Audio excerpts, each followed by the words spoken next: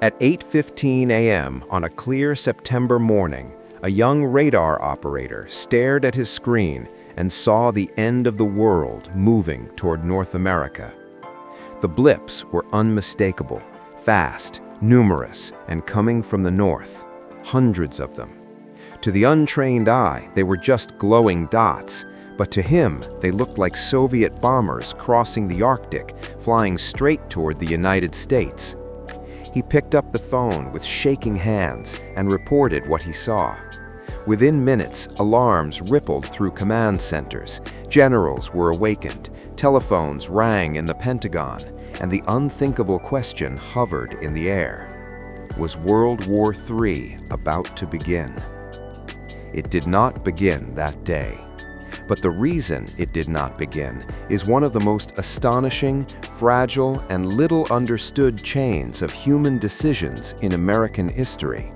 A story of luck, fear, miscalculation, courage, and the terrifying reality that the survival of the United States, and perhaps humanity itself, has more than once depended on a handful of ordinary people making extraordinary choices under unimaginable pressure. This is a true story. It is not a legend, not a conspiracy, not a work of fiction. It is the story of how the United States came closer to nuclear annihilation than most Americans ever realized, and how history quietly turned away from the edge. The United States emerged from World War II as the most powerful nation on Earth, but also the most anxious. In August 1945, American bombs had obliterated Hiroshima and Nagasaki, ending the war and inaugurating the atomic age. At first, the atomic bomb seemed like the ultimate shield, a weapon so devastating that no enemy would dare challenge it. But that illusion did not last long. In 1949, the Soviet Union detonated its first atomic bomb. The monopoly was over.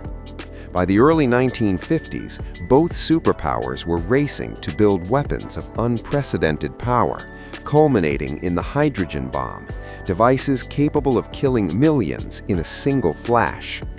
With each test, each missile, each strategic calculation, the margin for error grew thinner. For Americans, the Cold War was both distant and deeply personal. Children practiced duck and cover drills under their desks. Families built fallout shelters in their backyards. Television programs explained how to survive a nuclear blast with a calmness that barely concealed the terror beneath. The enemy was abstract, faceless, somewhere beyond the Iron Curtain, yet capable of reaching American cities in minutes.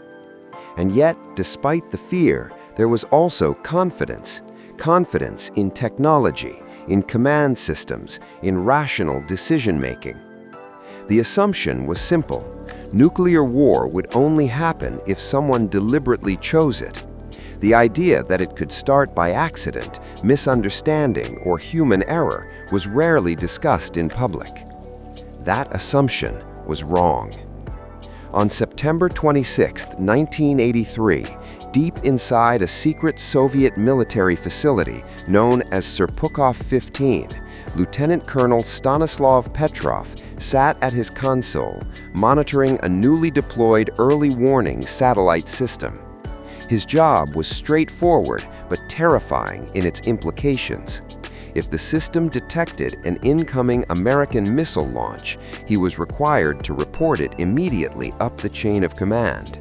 That report could trigger a retaliatory nuclear strike by the Soviet Union.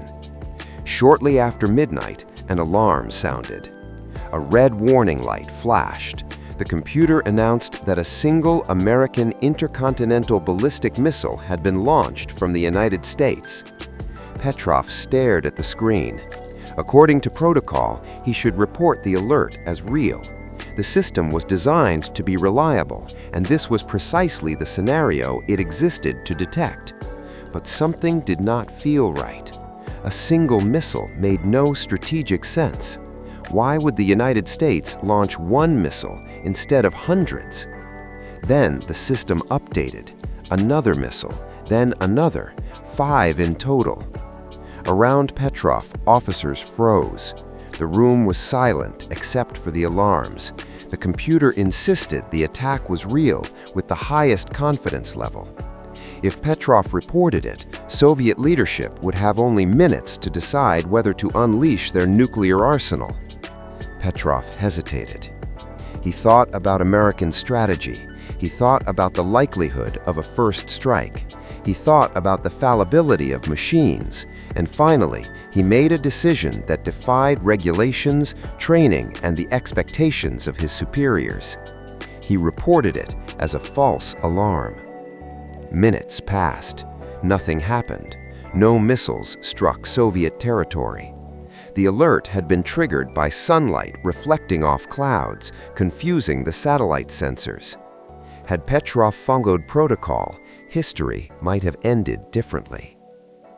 The astonishing part of this story is not just that it happened, but that it remained largely unknown for years.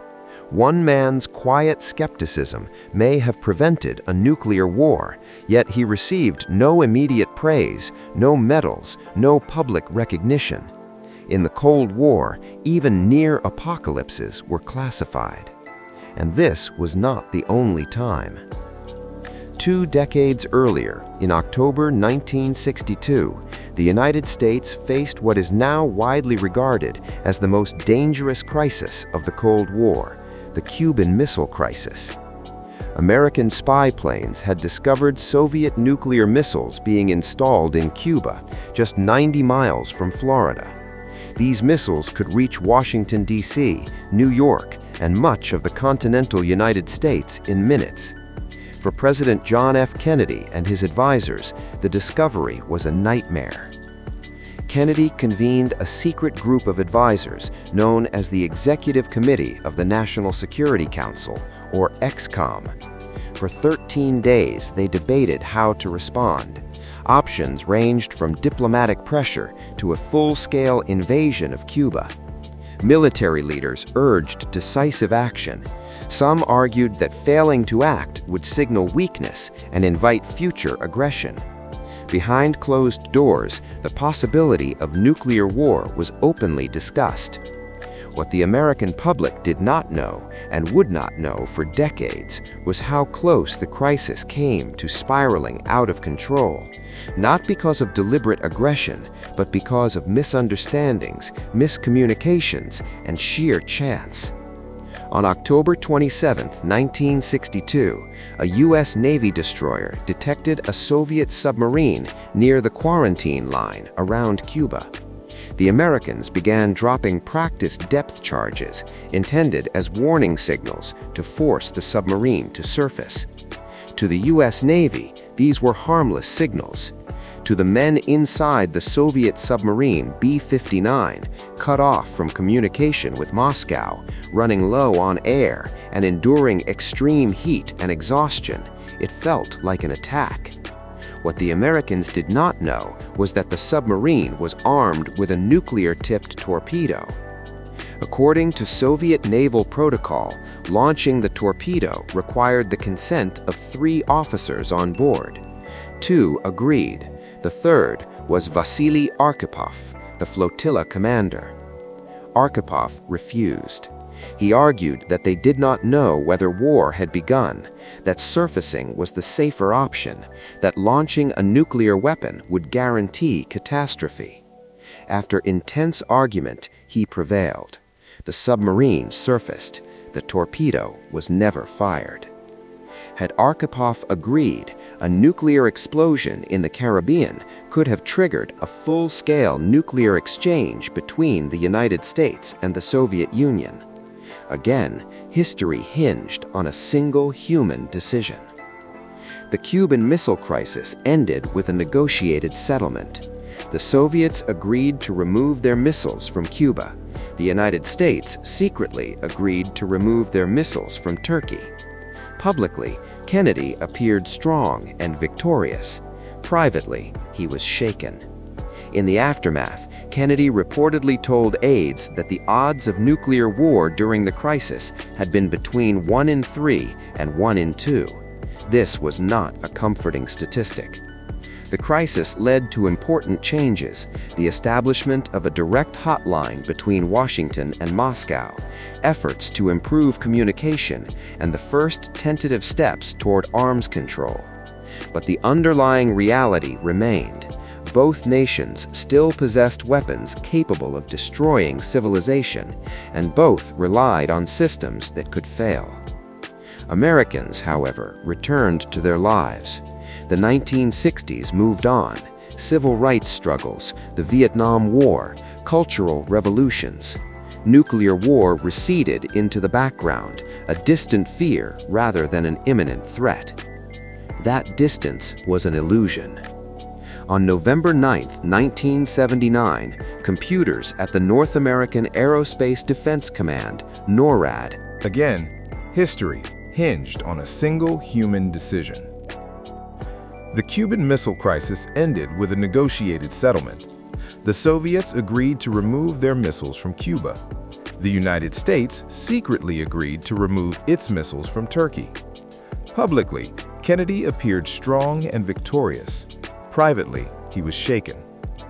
In the aftermath, Kennedy reportedly told aides that the odds of nuclear war during the crisis had been between 1 in 3 and 1 in 2. This was not a comforting statistic. The crisis led to important changes: the establishment of a direct hotline between Washington and Moscow, efforts to improve communication, and the first tentative steps toward arms control. But the underlying reality remained. Both nations still possessed weapons capable of destroying civilization, and both relied on systems that could fail. Americans, however, returned to their lives. The 1960s moved on. Civil rights struggles, the Vietnam War, cultural revolutions. Nuclear war receded into the background, a distant fear rather than an imminent threat. That distance was an illusion. On November 9, 1979, computers at the North American Aerospace Defense Command, NORAD, suddenly indicated a massive Soviet missile attack against the United States. Screens lit up with trajectories showing hundreds of incoming warheads. Emergency procedures were activated. Strategic bombers prepared for takeoff. Missile crews were placed on alert. The National Security Advisor was notified. The president's emergency aircraft was readied. Then, someone noticed something odd. The data showed a full-scale attack, but early warning satellites detected nothing. Radar systems did not confirm the launches. After tense minutes, it was determined that the alert had been caused by a training tape mistakenly loaded into an operational computer. A simulation had been interpreted as reality. The United States stood down. No public announcement was made. Less than a year later, in June 1980, a similar incident occurred. This time, a faulty computer chip generated random numbers that appeared as missile launches. Again, the system briefly reported an attack that did not exist. Each time, the system corrected itself before catastrophe. Each time, the public remained unaware. The logic of nuclear deterrence was built on rational actors, clear information, and flawless systems. But the real world was messy. Humans were tired, scared, biased, and imperfect. Machines were designed by humans and shared their flaws. One of the most sobering realizations of the Cold War is how often nuclear war was avoided not by grand strategy, but by hesitation, doubt, and sometimes simple luck. Even American presidents wrestled with this reality.